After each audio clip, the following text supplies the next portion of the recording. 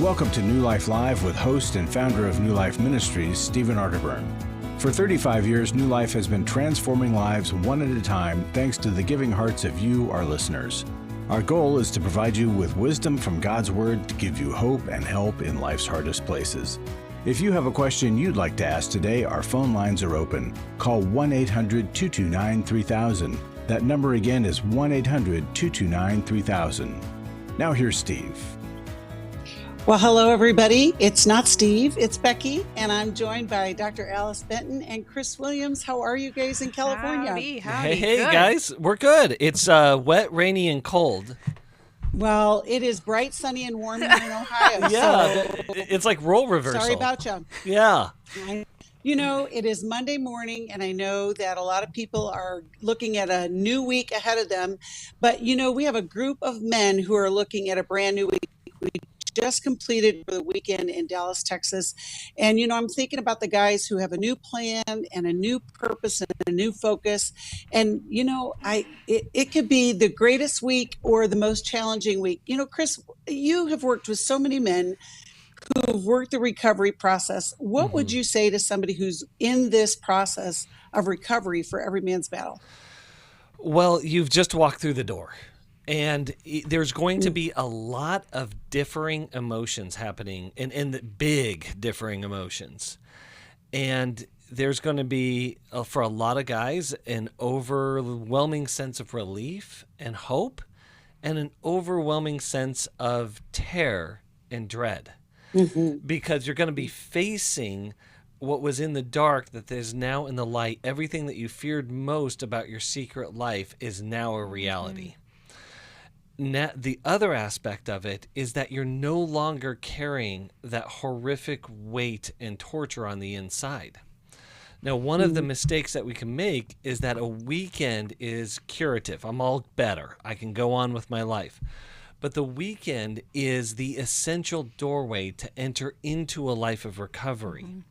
And so what's really important is that there be little time wasted, and by little I mean no time wasted, into putting in the battle plan, putting in the recovery plan right away, and setting that up as soon as you can, and not letting the momentum pass you by for too long a period of time, because the impact of the weekend will fade.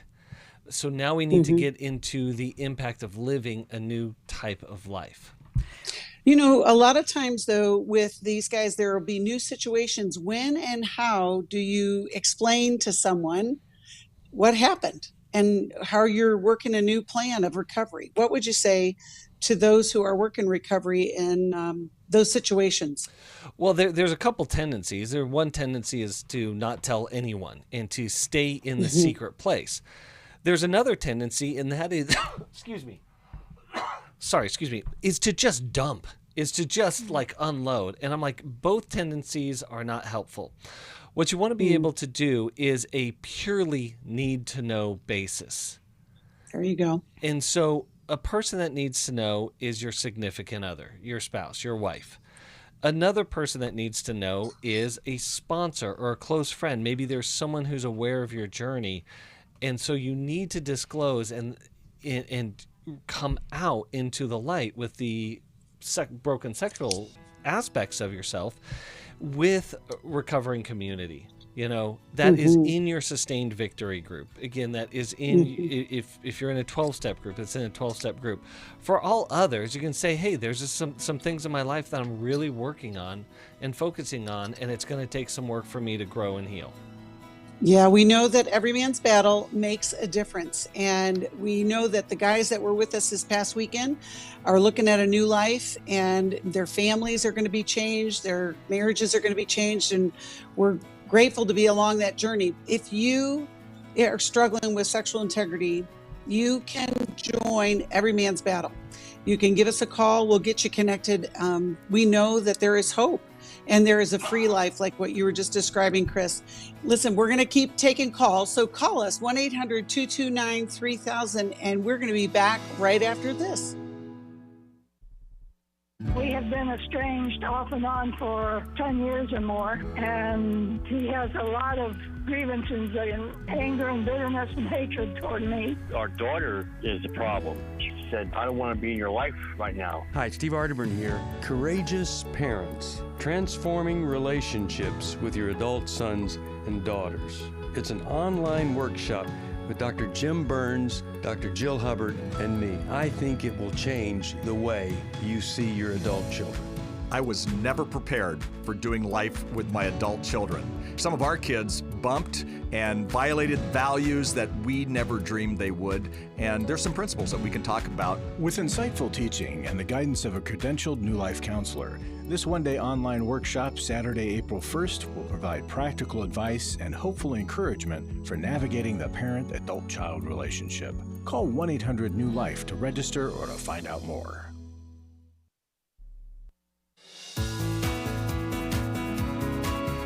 To find out more information about New Life or to order any of the resources mentioned on today's program, call 1-800-NEW-LIFE.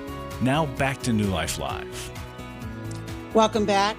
We are so glad that you joined us. And Alice, I wasn't trying to leave you out of that conversation, but I wanted to hear from the man in the room. And but I know that you have thoughts about recovery and have worked with couples that have had this struggle. Do you want to add anything to our opening conversation? That'd be great. I sure do, because another population that probably needs to hear from their fathers is the children. Our children need to know something at an age-appropriate level because their radar is so sensitive to things being off and things being wrong in the home. And so allowing your children to know that you are working on a problem that broke trust between you and their mom, and letting them know some of the specific things, the group meetings you're going to, the individual therapy you're doing to help rebuild the trust with them as well. They need to be told something. And as to early sobriety, I want to encourage you men not to get too comfortable in your sobriety. It makes me think of our salvation, that we're supposed to keep working it out with some fear and some trembling. Although we have it, the holding on to it is a struggle. And so it should take work and effort, and it's good to have a holy concern for sobriety rather than getting too comfortable in it. And the last one, Becky, is for the wives, that husbands, please brace yourselves, that the further you go in your healing process, the more pain it actually adds on and or reveals for your wives, because you're experiencing some joy and freedom and a lightheartedness as you're unburdening the problem. But some of it's falling now onto your wife in a new and different way. And so please be patient and understanding with her. Her pain's going to take a long time to process and to heal. Yeah, that's good insight, Alice. You know, just a couple of weeks ago, we had the Restore workshop, and we heard that pain, and we heard the challenges of, just reconnecting when there's been so much betrayal trauma. That's exactly what we call it. But yet we know that there's hope. I just was reading through some of the surveys, and so many of the women found strength in numbers, when they were able to connect with other women who had walked through this journey, but they have their own recovery, which seems so weird because you think, well, what do they have to recover from? But it is the healing journey. Yeah. Chris, any last thoughts on that? Yeah, I do have a thought on that because it's important to understand the unique nature of betrayal trauma. It's a trauma that's happening to you that you don't know is happening to you until after it's happened. And so the world in which you thought was safe and secure, the world in which you thought you could trust, no longer you can trust. It flips everything upside down. And I don't think that people, and especially guys, understand what their wives are going through in that and why it takes so long to build back trust. Of course, it is the pain of what has happened, but it's the pain that they have no idea what to trust. And so safety and security is gone, and what they thought was safe and secure all of these years was not. And that is such a profoundly confusing and painful experience that I think that we need to understand why betrayal trauma, one, is so powerful, and it just takes a lot to recover from. I love it. And we're here for you. So, if you have any trouble with any of that, give us a call. Right now, we're going to go to our caller, Lynn, who's calling us from Sacramento, listens on KFIA. Hi, Lynn. We're so glad you called. How can we help you today? Hi. Hello. Hi. Hello. Okay. How can we help you, Lynn? Hear me? Yes, we can. I'm sorry, can you hear me? Okay. Yes, we can. I'm a little nervous, but this is our situation. Okay.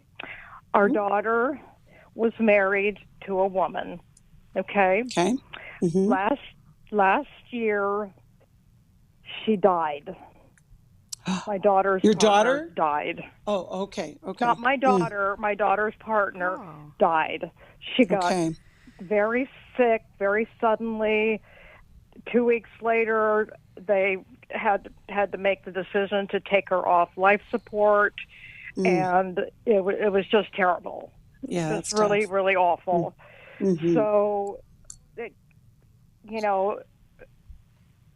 during the after time, my daughter was living in San Diego by herself, and really having a hard time with the grief and everything.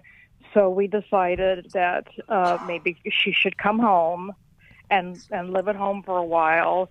And, we would help her, not charge her rent or anything, help her get back on her feet. And so that was about 6 weeks ago that she moved in.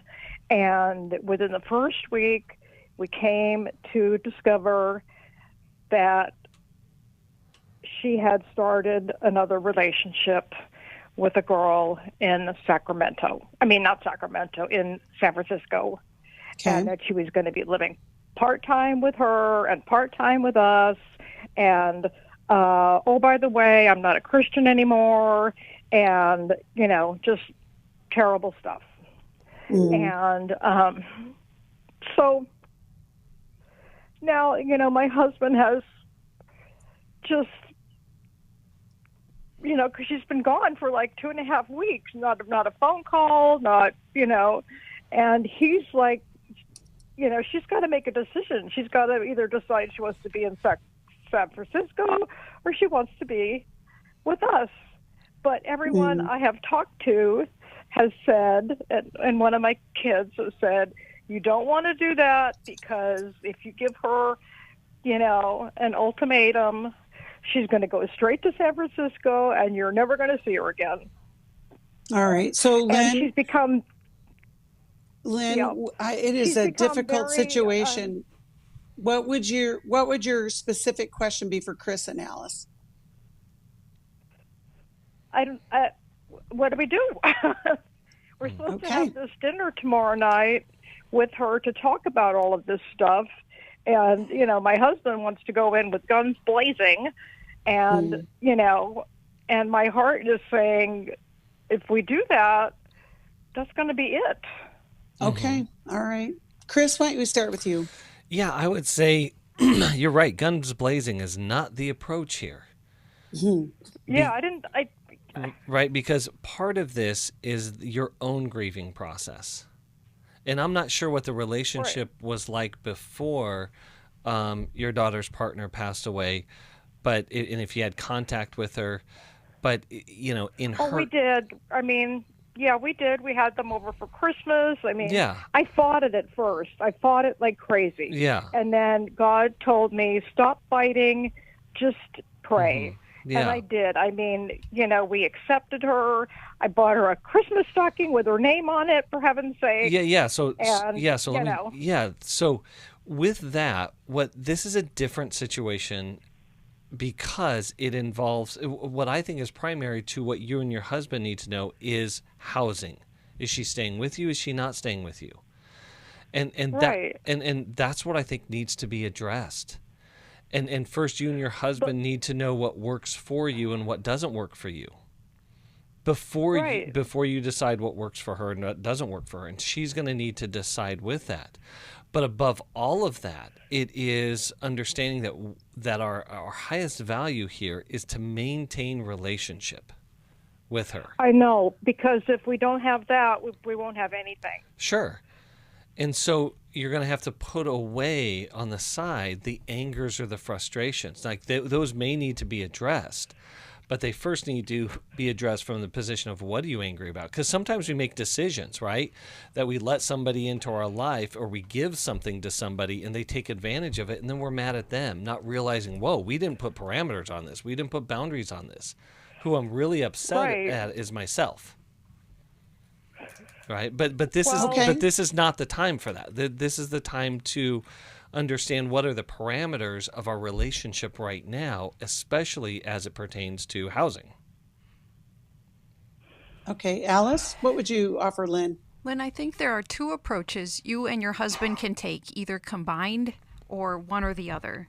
On the one hand, it appears your daughter no longer needs the level of support from you and your husband that she did need when her partner passed away. And so your house was a refuge for her. That was a good intervention. And I think that the time of need has just changed. She now is in a new relationship. She apparently has the option of other housing elsewhere. And so because her need has changed, you can change the setup with her. And it can be that simple. We notice you just don't need us anymore in the same way you did before. And so let's make a new arrangement here. Let's start to set up the time. But if I say that, go ahead. If I say that, she's going to say, well, I guess I don't need you, so I'm moving out, and then we'll never see her anymore.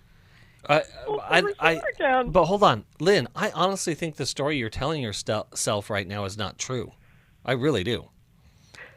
Because this new girl, I think hold on. You got to hear me out, okay?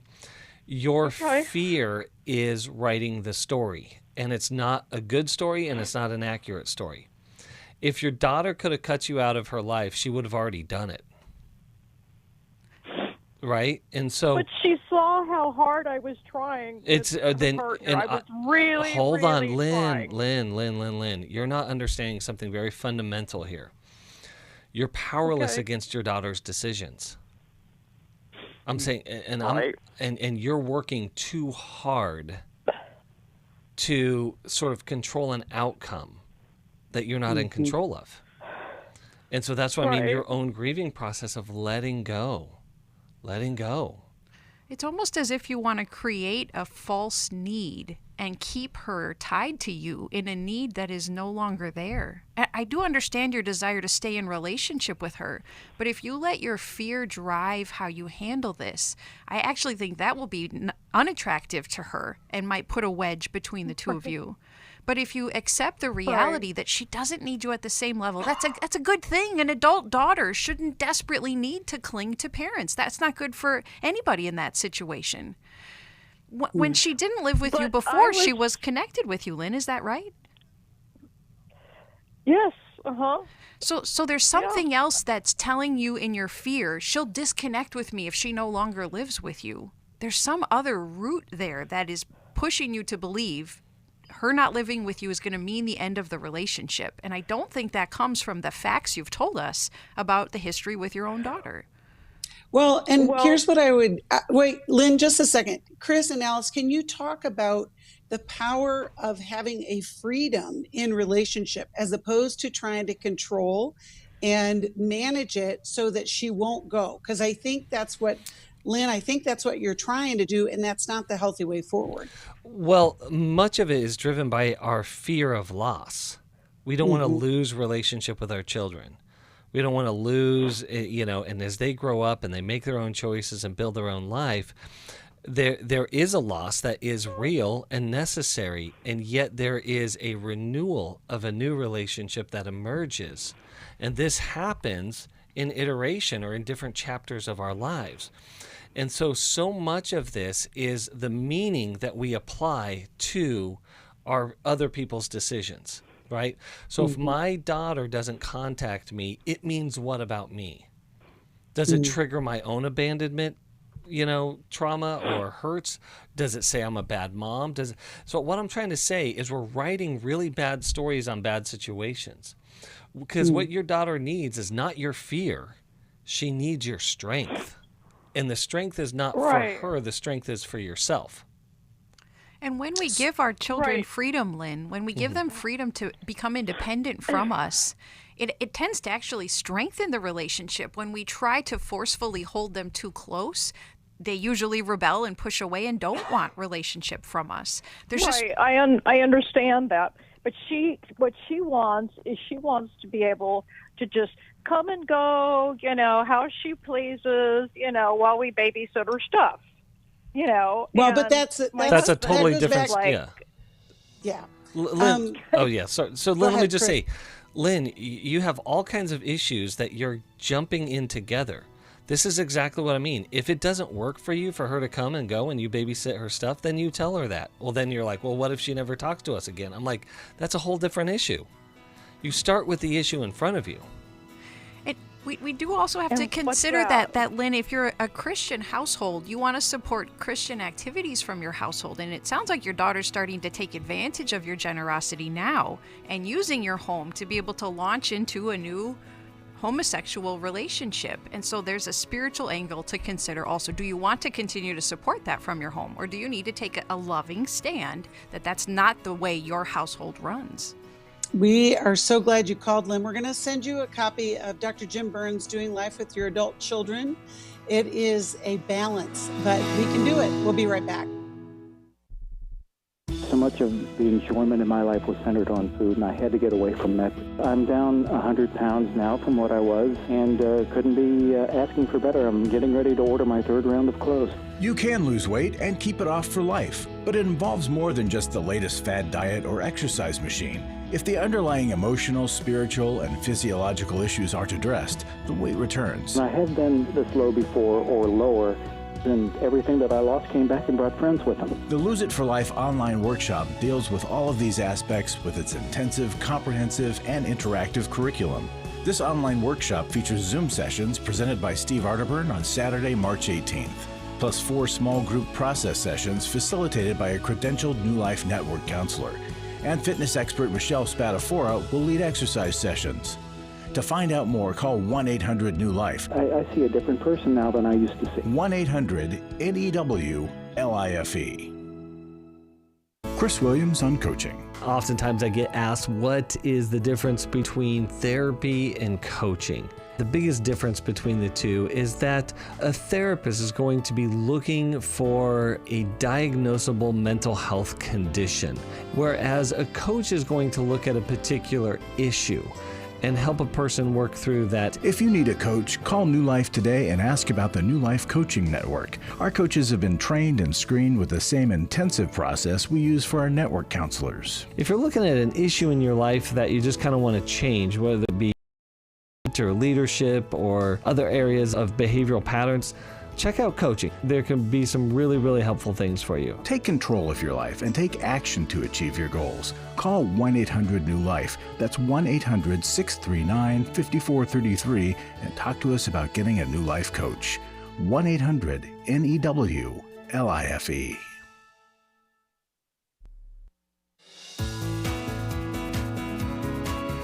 We'd love to hear from you. If you have a question or a comment, call toll-free 1-800-229-3000. Now back to New Life Live. Welcome back. You know, it is always something. And, you know, we have to have a new strategy, a new story. And I think that's what we were talking about on that last call. But, you know, maybe you're struggling with, you know, a similar situation where there's fear that's kind of running the show. And you'll find that it'll enslave you and it will keep you from being present in that relationship. And we just hope that if you have a need, you'll give us a call. 1-800-229-3000 is where we're taking calls. And we're going to go to Angel, who's calling us from New York, listens on Sirius XM. And Terry, I can't get that call. There you go. Hi, Angel. How are you? I'm glad you called. How can we help you? Hi, good afternoon, everyone. Thank you for taking my call. Mm-hmm. And here's a little situation I have. My mom is 86. She does have home care. My sister from out of town comes in periodically for several months to take care of her as well. I have my other sister who is a nurse and takes care of her quite well also. And then I have my stepfather. The challenge that I'm having now is that my sister who lives here comes to take care of my mom, just comes in as a bulldozer and just takes everything over, even her. And I can't relate to Mom. It's just amazing that I love my sister dearly, but I'm not liking her very much right now. And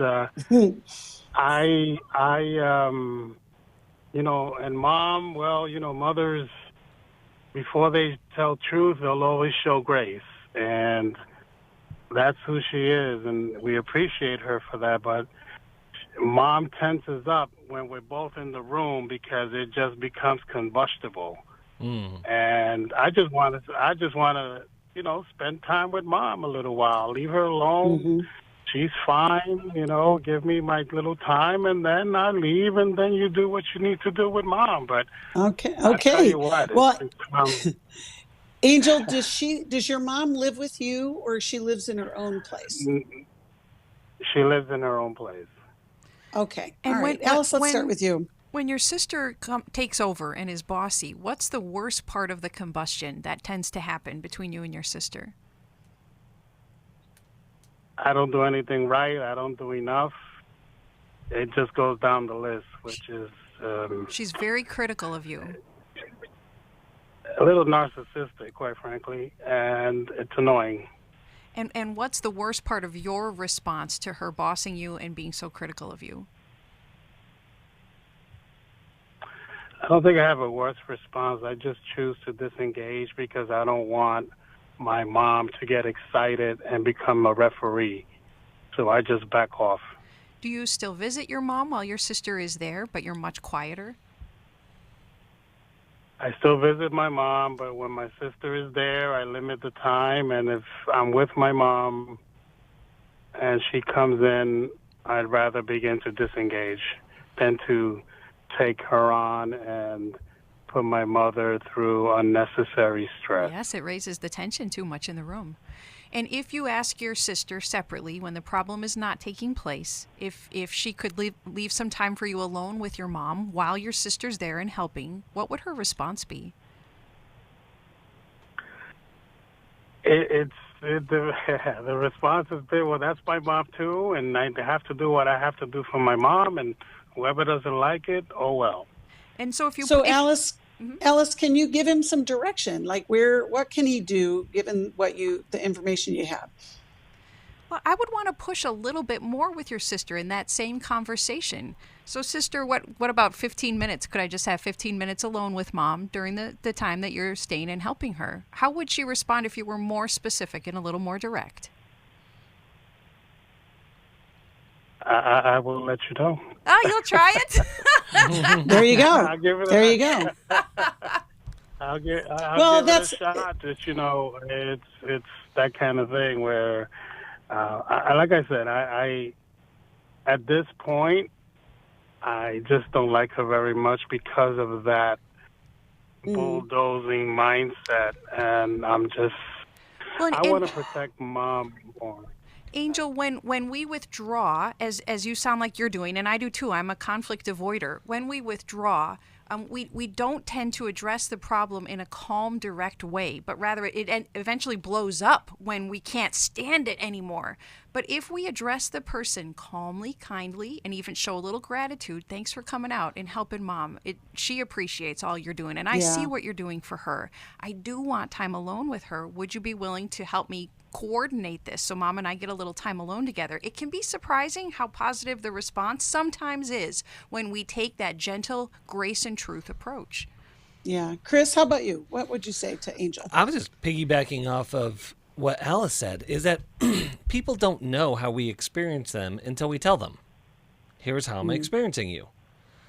And there it gives a shot at both parties to be able to clarify.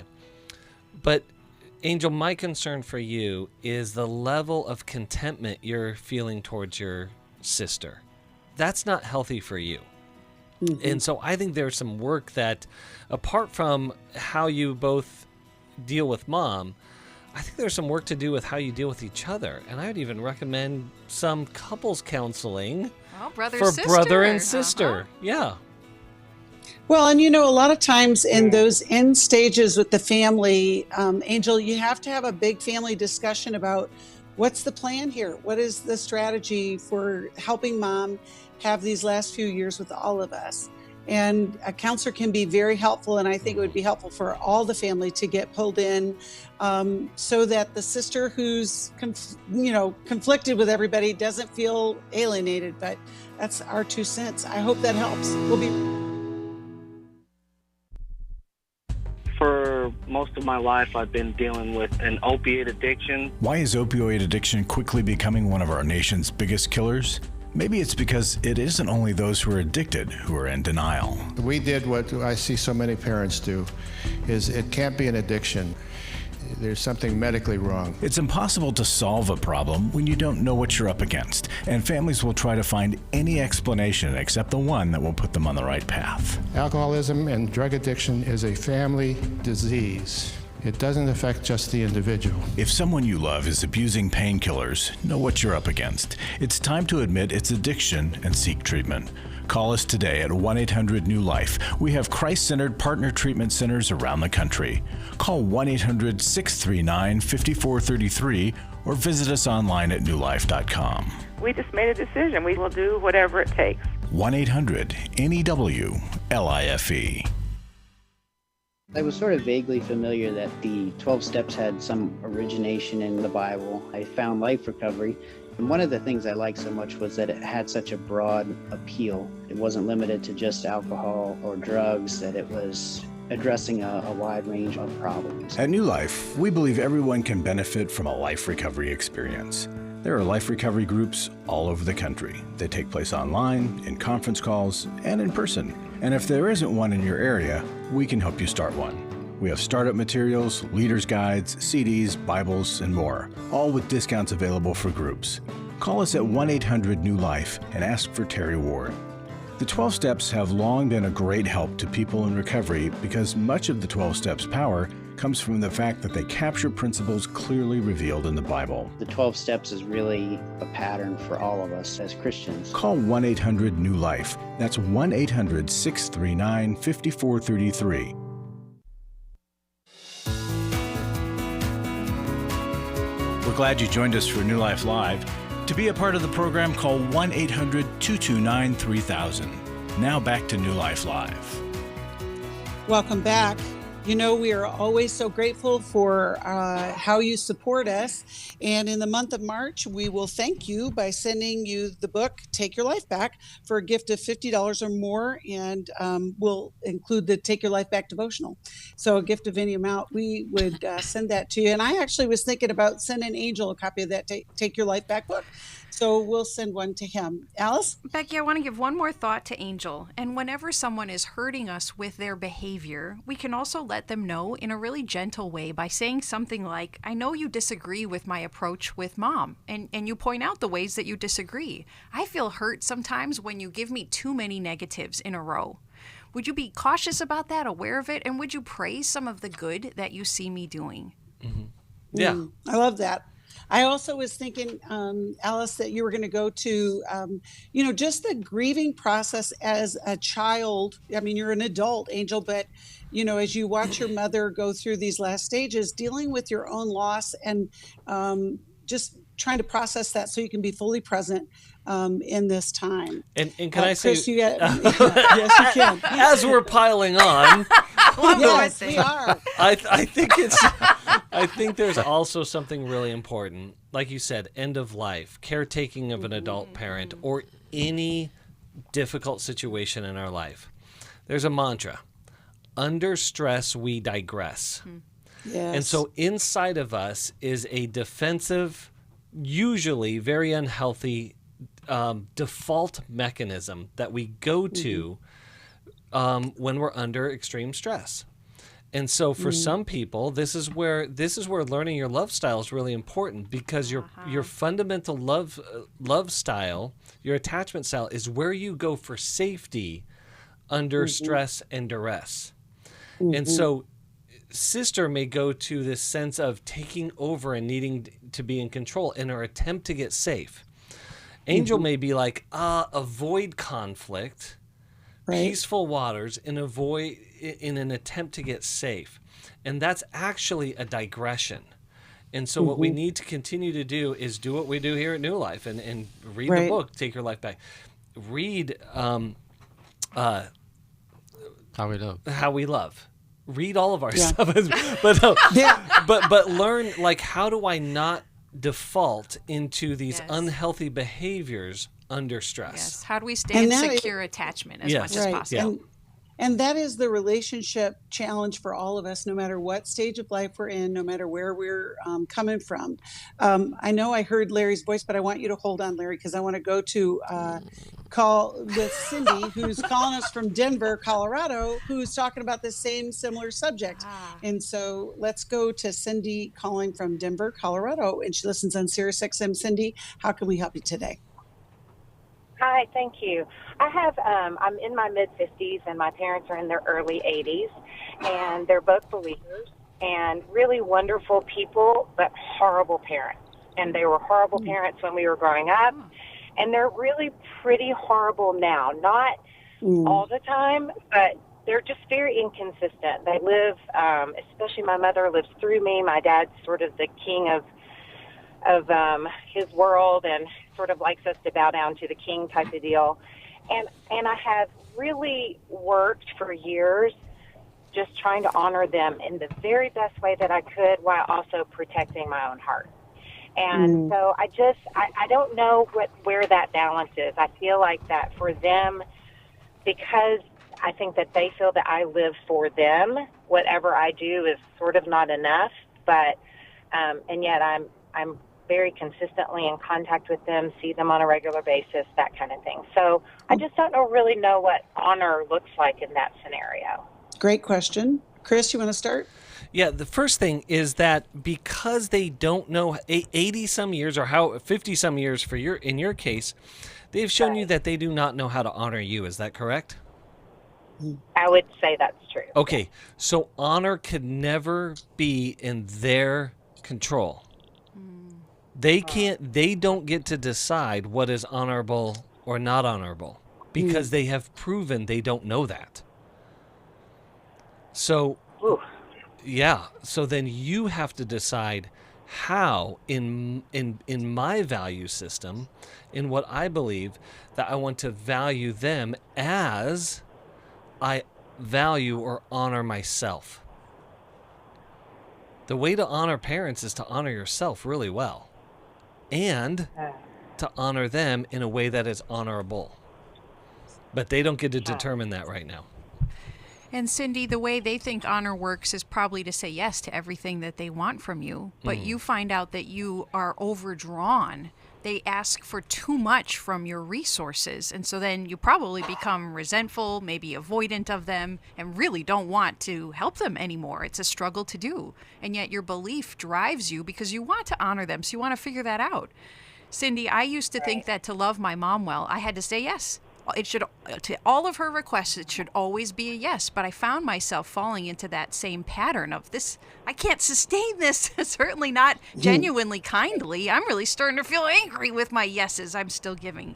And I was shocked, Cindy, to find out God's principle about giving honest yeses and honest nos. And if we can't give an honest no, then our yeses cannot be honest either. They can't be genuine and authentic. They're forced.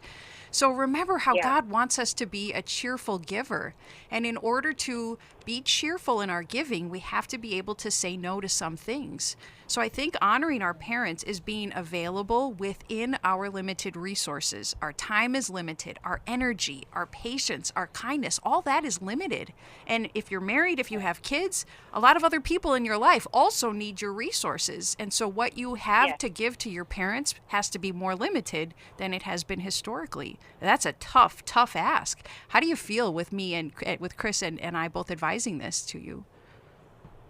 Yeah, I'd never really thought about the fact that I can only honor them the way that they've honored me, and I don't think I said that right, but it's such a difficult thing when you love your parents so much and love the Lord and want to be obedient in this, call to honor your parents, and yet my only learning is from them. In the sense of what family looks like. And Cindy, that is critically important because if we don't know what honor is, it's going to be impossible to honor. And so we may need, and so let me give you kind of a scenario. It would be like, hey, I'm going to honor my parents with an act of love, and I'm going to bring them over dinner because I know that that's probably a burden for them. and that relieves a burden for them. So I'm going to relieve a burden by bringing them over dinner. But interacting with them leaves me feeling resentful and hurt and frustrated, and then expecting something of them, that they'd be appreciative, that they would be kind, is also hurting me. So guess what? I'm going to bring them over dinner, and I'm going to put it on their front porch, or I'm going to take it in, and then I'm going to say, here's dinner. I hope you have a great meal. Glad to be able to do this for you, and now I got to go. Mm-hmm. That's so you're deciding, Cindy, who you want to be, as opposed to letting them dictate who you are, because there you don't get that control. Alice, do you have any other things that you want to offer to Cindy for this? Cindy, brace yourself that they'll probably be angry and disappointed if you start to say no. And Yeah. their Yeah. anger That's cannot gonna be my be, question. yes, it can't be the litmus test to whether or not you're doing this right. In fact, them being angry with you might be a sign that you're making healthy boundaries with them. Wow. And I want you to have these phrases in your pocket when they expect things of you. You might say, I'm not available to do that, and I'm so sorry, but that just doesn't work for me right now to be able to do that for you. And giving those honest no's will actually make your yeses freer and more generous, because you're making some space for yourself. I love that. I love that. Can I pile on one more thing? Of course. Yes, I love it. I'm done. This is my dog pile day. Because I think what you said there, Alice, is so critically important, is that, Cindy, you need to unhook from their anger. And part of that is that their anger has to mean something completely different to you and about you. Because their anger means that they're angry people who have unresolved things in their life, and their anger is looking for an excuse, and you happen to be in the way. Yes. Right.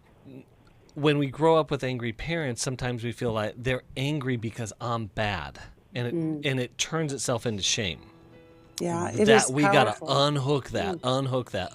Yeah. You know, Cindy, we're going to send you a copy of Healing is a Choice, because I think that the concepts in there, we're going to help you in this moving forward, so that you can be fully present and be the woman that you want to be, despite what their reactions are. And we're so grateful that you called today. You know, I chased Larry out of the studio, but he left Alice with a word. And when we come back, we'll talk about that. And we're going to continue taking calls, 1-800-229-3000. You know, we all struggle with relationships at some point. If you don't, you probably aren't being truthful in your own relationship. Yes. And I think that's a really hard thing to kind of face, because conflict is inevitable. It's what we do with it that makes all the difference in the world. We'll be right back after this.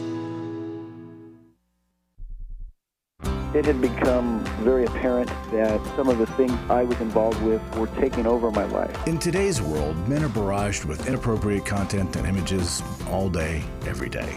Some say that certain behaviors are just no big deal. It's just part of being a guy.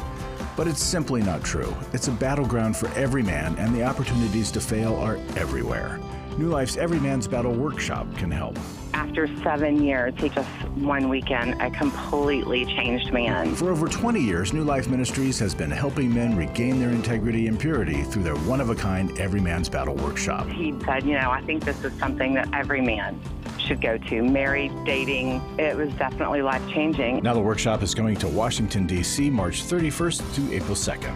Don't wait for him to call. To find out more, call 1-800-NEW-LIFE or go to newlife.com. I just can't say enough of what New Life has done for our marriage. 1-800-NEW-LIFE. I've been listening to New Life for many years, gone to a few workshops. I want to support a ministry that helps people connect with God and with others and gives them the tools to help transform their lives. You can help New Life Live stay on the air by joining Club New Life today. When you sign up to support us monthly through Club New Life, we'll send you the new member thank you gift of all 8 100-day devotionals, including 100 Days of Healing, 100 Days from Freedom from Shame, and 100 Days of Freedom from Anger. There are also ongoing benefits like the monthly Club New Life CD or download, access to the Club New Life video library, quarterly resources, free shipping on purchased resources, discounts on workshops, and quarterly online meetings with Steve. Call 1-800-NEW-LIFE. Support Club New Life, and together we can help hurting people find help and hope in life's hardest places. Call 1-800-639-5433 to join Club New Life today.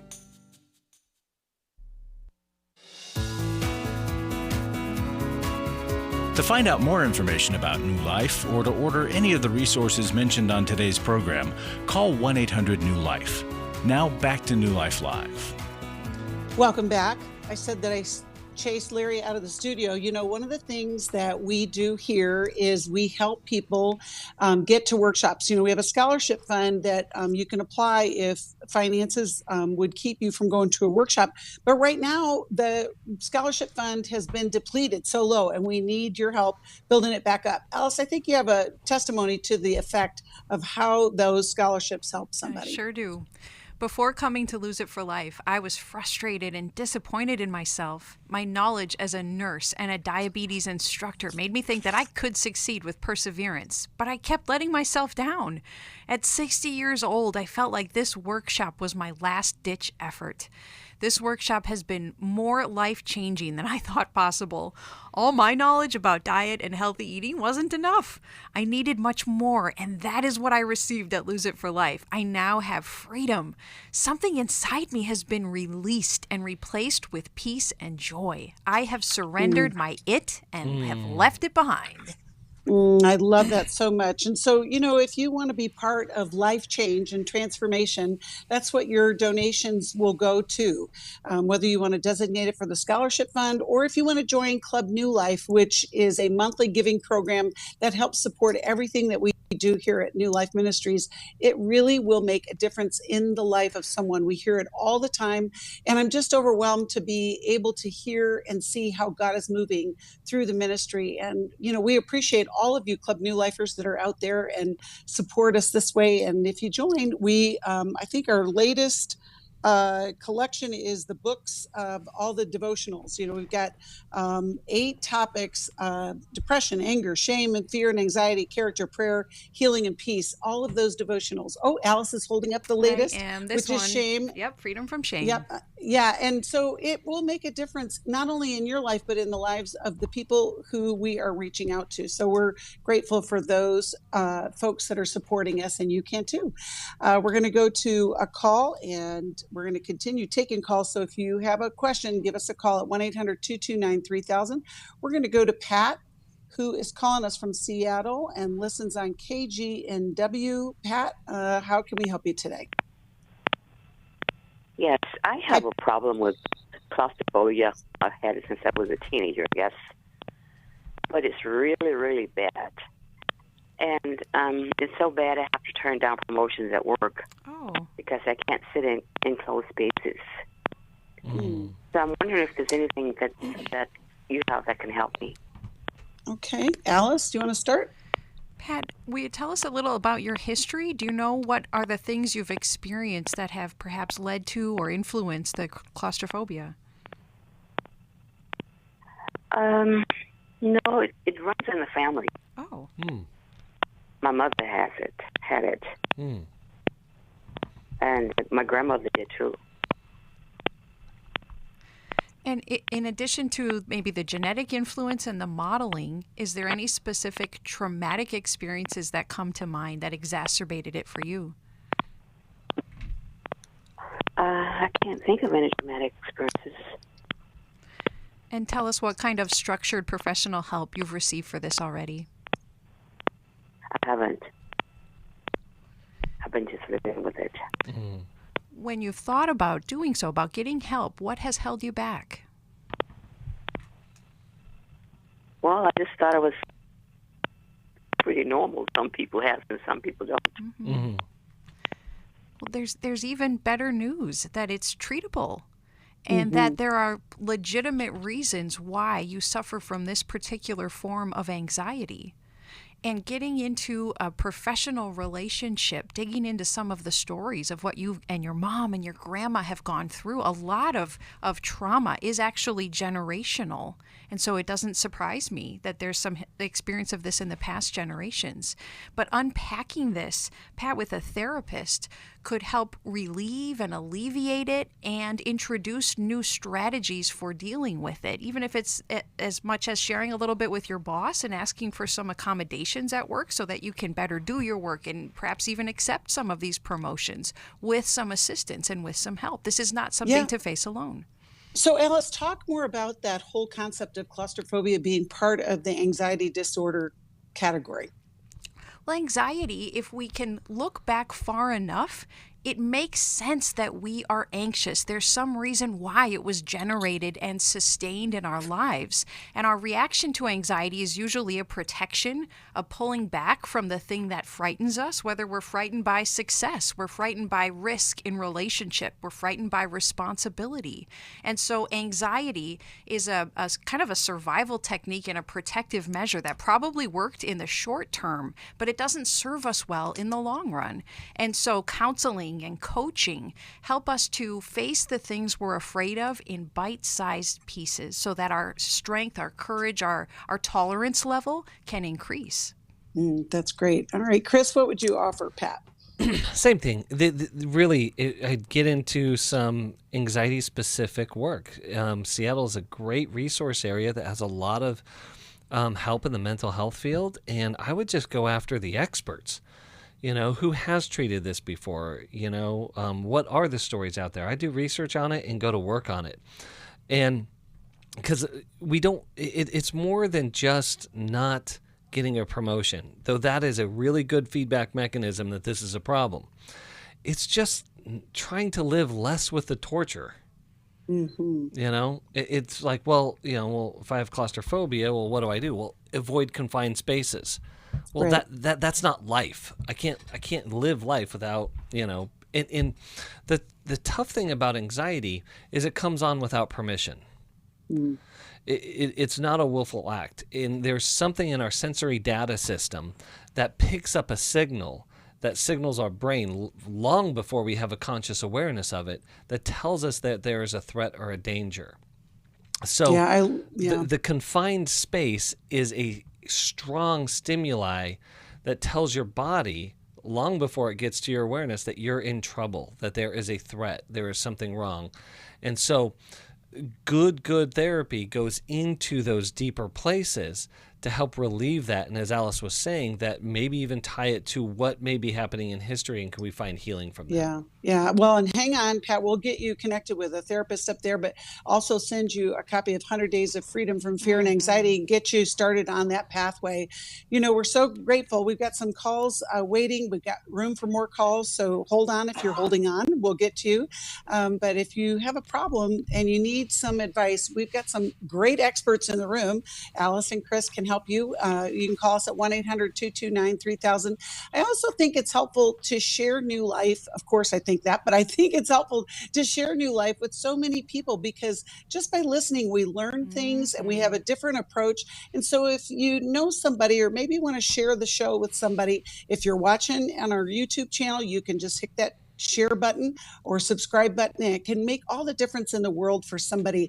I'm always amazed at the testimonies that I hear of people who say, I have been listening for years and you have helped us shape our family. You've helped me through so many trials and challenges, and I've learned so much. And so we want to just encourage you, if this has been your story, to take that next step and share it with somebody. As we close out this day, we're just so grateful that you're listening.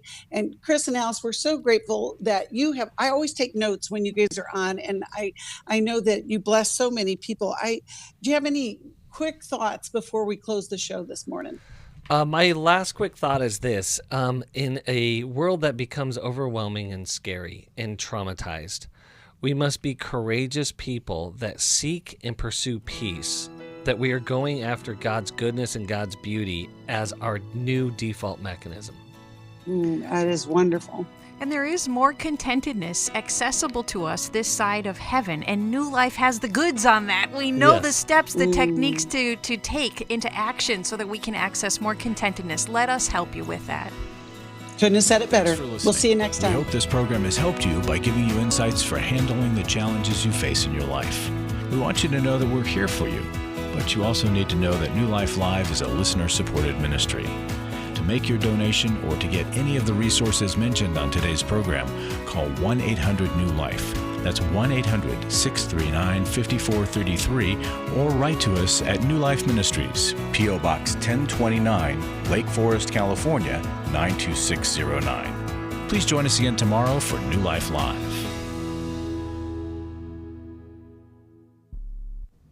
Hi, thank you for watching New Life Live. You know, New Life Live is a Christian counseling program where we deal with the hard questions about life, relationships, kids, free choice, freedom of will, whatever. It's all right there on New Life Live every day, every weekday, 1 p.m. Eastern, 10 a.m. Pacific. If you want to call into the live broadcast, you can find the schedule on newlife.com or click the social media link right below. You can see every episode of New Life Live on the New Life YouTube channel. Watch it with a friend, watch it later. Be sure to subscribe and hit that bell so you'll never miss another episode. So if you want to listen on the go, download the app. The link is right below. And I hope if you need some information, if you want to get some help, you'll call us at 1-800-NEW-LIFE. And I'll see you next time.